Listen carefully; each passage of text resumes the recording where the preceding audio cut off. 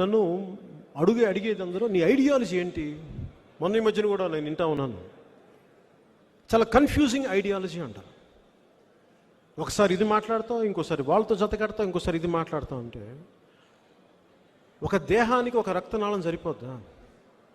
ఒక దేశానికి ఒక నది సరిపోద్దా? మీరే వేరే పార్టీల్లో గెలుచుకున్న వాళ్ళని మీరు ఎమ్మెల్యేలు లాక్కుంటారే, అది మీకు తప్పు అనిపిస్తుందా? మీకు అంటే మీ తప్పుడు అధికారం కోసం మీరు ఎవరితోనే కలిసిపోవచ్చా?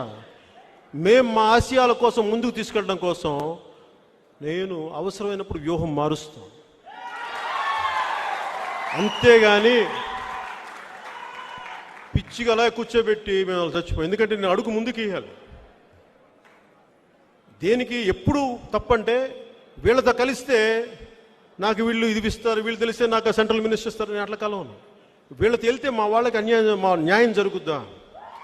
మా వాళ్ళకి అభివృద్ధి జరుగుద్దా? మా రాష్ట్రం బాగుంటుందా?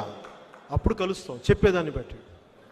బీజేపీతో కలిసినప్పుడు నేను అడిగాను, ఈ అమరావతిని ఉంచండి ఇక్కడ, వాళ్ళ దాన్ని ఒప్పుకున్నందుకే కలిసాను నేను.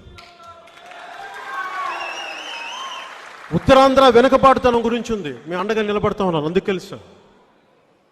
రాయలసీమ కరువు సీమగా ఉంది, అందరూ ముఖ్యమంత్రులు అక్కడి నుంచి వచ్చినా దాన్ని ఇంకా వాళ్ళు అభివృద్ధి అయ్యారు, కానీ ప్రజలు వలసలు వెళ్ళిపోతూ ఉన్నారు. ఎక్కడికో బెంగళూరుకు, ఇంకో చోటుకి వెళ్ళిపోతుంటే ఆ వలసలు ఆపడానికి, అక్కడ అభివృద్ధి కావాలంటే దాన్ని నిలబడతా ఉంటేనే నేను భారతీయ జనతా పార్టీ సపోర్ట్ చేశాను.